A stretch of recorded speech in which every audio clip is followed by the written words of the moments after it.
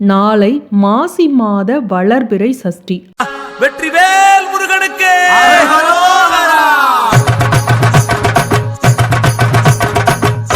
ஐந்து பொருட்களை சேர்த்து நீங்க இப்படி தீபம் போட்டீங்க அப்படின்னா உங்களுக்கு ராஜயோகம் உண்டாகும். குபேர சம்பத்துக்கள்னு சொல்லுவாங்கல்ல, அந்த குபேர யோகமானது உங்களுக்கு கிடைக்கும். ஏன் அப்படின்னா இந்த தீபத்துக்கு நம்ம பயன்படுத்தக்கூடிய பொருட்கள் அனைத்துமே குபேர சம்பத்து அப்படின்னு சொல்லக்கூடிய குபேரனுடைய அருள் பெற்ற பொருட்கள், ராஜயோகத்தை நமக்கு தரக்கூடிய பொருட்கள். இது ஒன்றும் நீங்கள் கடையில் போய் காசு கொடுத்து வாங்கணும் அப்படிங்கிற பொருளே எதுவுமே இல்லை. எப்பவும் நீங்கள் வீட்டில் பயன்படுத்தக்கூடிய பொருட்கள் தான். ரொம்ப எளிமையான பரிகாரம் இது, ஆனால் ரொம்ப சக்தி வாய்ந்த பரிகாரம். முருகனுக்குரிய இந்த நாமத்தை, இந்த நாமம் 60 கோடி புண்ணிய தீர்த்தங்களும் இந்த ஒரு நாமத்தில் அடங்கும். இந்த ஒரு நாமத்தை உச்சரித்து இந்த தீபத்தை நீங்கள் போட்டீங்க அப்படின்னா நீங்கள் என்ன வேண்டுனாலும் அது கிடைக்கும். அது மட்டும் இல்லை, 60 கோடி புண்ணிய தீர்த்தங்களில் நீராடிய பலன் இந்த தீபத்தை ஏற்றி முருகனுக்குரிய இந்த நாமத்தை நீங்கள் சொன்னீங்க அப்படின்னா நிச்சயமாக கிடைக்கும். சரி, இதை எப்படி சொல்லணும், எப்படி செய்யணும் அப்படிங்கிறத தெரிஞ்சுக்கலாம். ஓம் சரவண பவ அப்படின்னு கமெண்ட்டில் டைப் பண்ணுங்க.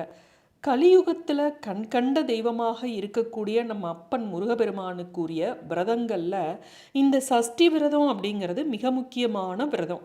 திதிகளில் 6வது திதியாக வரக்கூடியது இந்த சஷ்டி திதி. இதில் வளர்பிறை சஷ்டி நல்லதா, தேய்பிறை சஷ்டி நல்லதா, எந்த இதுக்கு நாங்கள் விரதம் இருக்கணும் அப்படின்னு நிறைய பேர் கமெண்ட்டில் கேட்குறீங்க. அவங்களுக்காக தான் இதை நான் சொல்கிறேன். ஐப்பசி மாதத்தில் வரக்கூடிய மகா கந்த சஷ்டி விழாவான 6 நாட்களும் முருக பக்தர்கள் எல்லோருமே விரதம் இருந்துருவோம். ஆனால் மற்ற நாட்களில் நம்ம இந்த சஷ்டி விரதம் அப்படின்னாவே குழந்தை பாக்கியத்துக்கு மட்டும்தான் அப்படின்னு நம்ம நினச்சிக்கிறோம். அப்படி கிடையாது. நம் வீட்டில் இருக்கக்கூடிய பொருளாதார தடைகள் நீங்கி நம் தொழிலில், வேலை வாய்ப்புகளில் அனைத்துலேயுமே நல்ல ஒரு பொருளாதார முன்னேற்றம், தொழில் வளர்ச்சி இதெல்லாம் கிடைக்கணும் அப்படின்னா நீங்கள் என்ன வேண்டுதலாக வேணாலும் இருக்கலாம். இந்த சஷ்டி விரதத்தில் வேண்டுனீங்க அப்படின்னா முருகப்பெருமான் நிச்சயம் உங்கள் வேண்டுதலை நிறைவேற்றி வைப்பார். ஒரு சிலருக்கு கொஞ்சம் காலதாமதம் வேண்டுமானால் ஆகலாம். இந்த சஷ்டி திதியில் முழு உபவாசம் ஒரு சிலரால் தான் இருக்க முடியும். முடியாதவங்க தவறே கிடையாது. மதியம் முருகப்பெருமானுக்கு இலை வச்சு நெய்வேத்தியமாக உங்களால் முடிஞ்சதை நீங்கள் ஒரு சாம்பார், ரசம், பொரியல், ஒரு கூட்டுன்னு வச்சு நீங்கள் முருகப்பெருமானுக்கு முன்னாடி, படத்துக்கு முன்னாடி சூடம் காமிச்சு தீபார்த்தனை காமிச்சிட்டு நீங்கள் சாப்பிட்டீங்க அப்படின்னாவே போதும். இல்லை என்னால் அதுவும் முடியாது, எனக்கு விரதம்லாம் இருக்க முடியாது அப்படிங்கிறவங்க கவலையே பட வேணாம். இந்த மாதிரி முருகனுக்குரிய நாமத்தை சொல்லிட்டு திருப்புகழ் பாராயணம் செஞ்சுட்டு இந்த மாதிரி பரிகார தீபங்களை ஏற்றி முருகனை மனமுருக வழிபட்டீங்க அப்படின்னாவே போதும். சரி, இந்த வளர்பிறை சஷ்டி நல்லதா, தேய்பிறை சஷ்டி நல்லதா, எந்த சஷ்டியில் விரதம் இருந்தால் அதிக பலன் கிடைக்கும் அப்படின்னு குழப்பம் இருக்குல்ல நிறைய பேத்துக்கு. அதுக்கு பதில் இதுதாங்க. 2 இதில் வரக்கூடிய சஷ்டி திதியும் ஒரே மாதிரியான அளவிலான பலன்களை தரக்கூடியது தான். தேய்பிறை சஷ்டி நல்லது, வளர்பிறை சஷ்டி நல்லதுன்னு எந்த இதுலையும் குறிப்பிடவில்லை. இந்த அஷ்டமிக்கு பார்த்தீங்கன்னா தேய்பிறை அஷ்டமி அப்படிங்கிறது மிகச்சிறந்த பலனை கொடுக்கக்கூடியது. ஏன் அப்படின்னா இந்த தேய்பிறை அஷ்டமியில தான் பைரவர் பிறந்தார் அப்படிங்கிறதுனால அந்த தேய்பிறை அஷ்டமி அப்படிங்கிறது மிகச்சிறந்த பலனை தரக்கூடியது. சரி, இந்த தீபத்தை எப்படி ஏற்றுவது, அந்த நேரத்தில் என்ன மந்திரத்தை சொல்லணும் அப்படிங்கிறதெல்லாம் நாளைய தினம் பார்த்தீங்கன்னா ஞாயிற்றுக்கிழமையில சஷ்டி திதி வந்திருக்கு. அன்றைய தினம் சஷ்டி திதி எப்போ ஆரம்பிக்குது, எப்போ முடியுது அப்படிங்கிறத தெரிஞ்சுக்கலாம். நாளை காலையில் 12:17 வரையும் பஞ்சமி திதி. அதற்கு பிறகு தான் சஷ்டி திதி ஆரம்பிக்குது. அடுத்த நாள் 23ஆம் தேதி உங்களுக்கு திங்கட்கிழமை சஷ்டி திதி காலையில் 10 மணி வரையும் இருக்குது. திங்கட்கிழமை பார்த்தீங்கன்னா கிருத்திகை நட்சத்திரமும் இருக்குது, சஷ்டி திதியும் இருக்குது.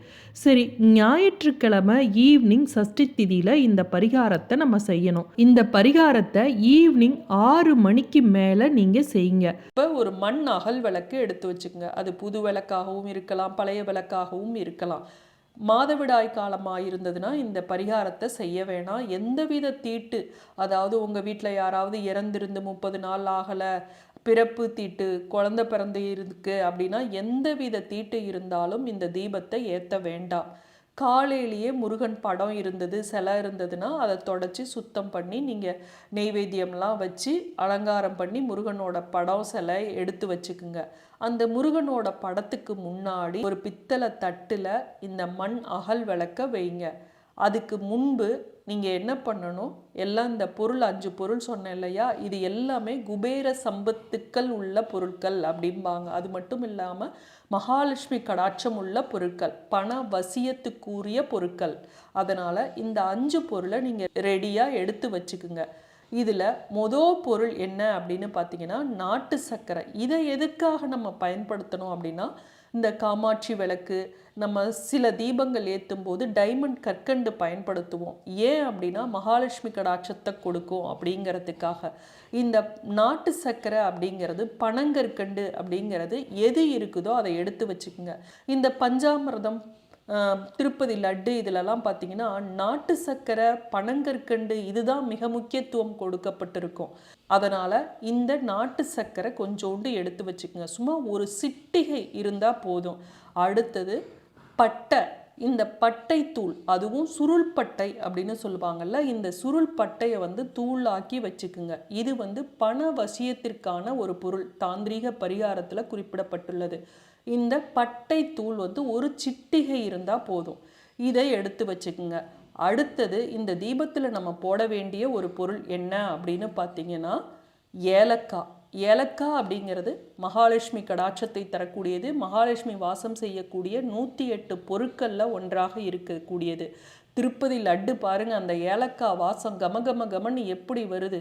பண ஈர்ப்புக்கான ஒரு பொருள். இதில் இருக்கக்கூடிய அத்தனை பொருட்களும் குபேரனுக்கு பிடித்தமான பொருட்கள். குபேரனுக்கு பச்சை கலரில் இருக்கக்கூடிய பொருட்கள் மிகவும் பிரியமானது. இந்த ஏலக்காய் அப்படிங்கிறது குபேர சம்பத்துக்கள் தரக்கூடிய ஒரு பொருள். அதனால் இந்த ஏலக்காய் ஒன்றை எடுத்து வச்சுக்கோங்க. அடுத்தது இதில் சேர்க்கக்கூடிய ஒரு பொருள் கிராம்பு. இதுவும் அப்படி தான் பண வசியத்திற்காகவும் தாந்திரீக பொருளில் பயன்படுத்தக்கூடிய ஒரு பொருள். அதனால் இந்த ஒரு கிராம்பை அந்த தீபத்தில் போடணும். அடுத்ததாக பச்சை கற்பூரம். இந்த பச்சை கற்பூரம் இந்த தீபத்தில் போடுவது மிக மிக முக்கியமான ஒரு இது. பச்சை கற்பூரம் எங்கெல்லாம் இருக்குதோ அந்த இடத்துல மகாலட்சுமி நிரந்தரமாக வாசம் செய்வாள். இது அனைத்துமே வீட்டில் இருக்கக்கூடிய பொருட்கள் தான். இப்போ இந்த 5 விதமான பொருட்களும் இந்த தீபத்தில் சேர்க்கப்பட்டு குபேர சம்பத்து நமக்கு கிடைப்பதற்கு இந்த தீபமானது துணை புரியும். ஈவினிங் 5 to 8 இருக்கு இல்லையா, குபேர நேரம்னு சொல்லுவோம்ல, இந்த நேரத்தில் இந்த தீபத்தை ஏற்றுவது தான் மிகச்சிறந்த பலனை தரும். இந்த தீபத்தை முருகனோட படத்துக்கு முன்னாடி ஏற்றி வச்சு நீங்கள் சொல்ல வேண்டிய ஒரு மந்திரம் என்ன அப்படின்னா, ஓம் ரீங் சரஹண பவ. இதில் 6 வரி வரும். ஓம் ரீங் சரஹண பவ, ஓம் ரீங் ரஹண பவச, ஓம் ரீங் ஹணப வசர, ஓம் ரீங் நபவ சரக, ஓம் ரீங் பவ சரஹண, ஓம் ரீங் வசர ஹணப. இவ்வளவுதான். இந்த 6 வரியை உங்களுக்கு சொல்ல தெரியல, மாற்றி மாற்றி சொல்ல தெரியல அப்படின்னா கூட இந்த ஓம் ரீங் சரகண பவ இந்த ஒரு வரியை நீங்கள் 6 முறை உச்சரிச்சிங்க அப்படின்னாலும் சர்வமும் உங்களுக்கு வசமாகும். நீங்கள் நினச்சது, உங்கள் வேண்டுதல் பலிக்கும். மீண்டும் அடுத்த காணொளியில் சந்திக்கும் வரை நன்றி, வணக்கம்.